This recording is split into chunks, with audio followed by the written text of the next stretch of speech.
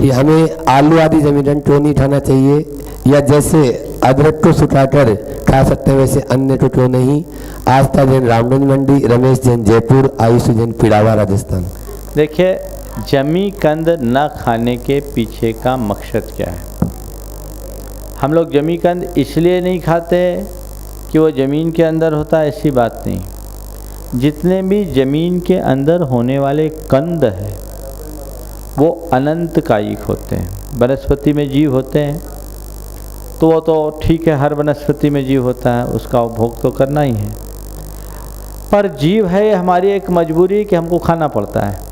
पर एक है कि एक आम है, उसका स्वामी एक जीव है, ये अप्रतिष्ठित वनस्पति कहलाती है।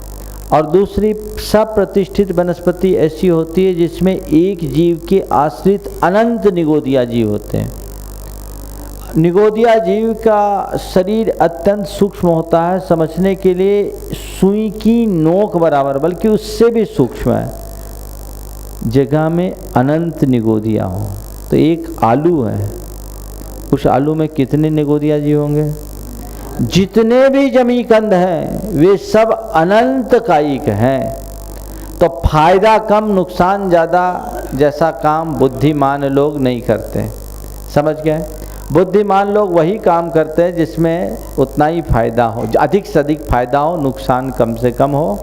इसलिए अल्प फल बहुविघात से बचने के लिए जमी कंद के त्याग का उपदेश दिया जाता है, समझ गए।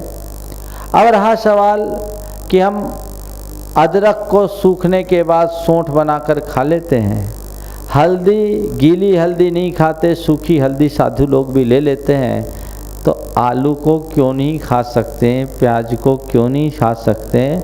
मैं आपसे कहता हूँ, जैसे प्राकृतिक रूप से अदरक सूखकर सौंठ बनती है और हल्दी भी गीली से सूखकर हल्दी की गांठ बनती है, यदि ऐसे प्राकृतिक रूप से आप आलू को सुखा के बता दें तो हमारी तरफ से कोई आपत्ति नहीं।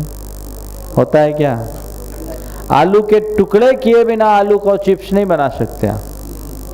हल्दी और सौंठ बाद में काष्ठ हो गए, उनके जीव जो हैं अपनी आयु पूरी करके स्वाभाविक रूप से चले गए, वो लकड़ी है।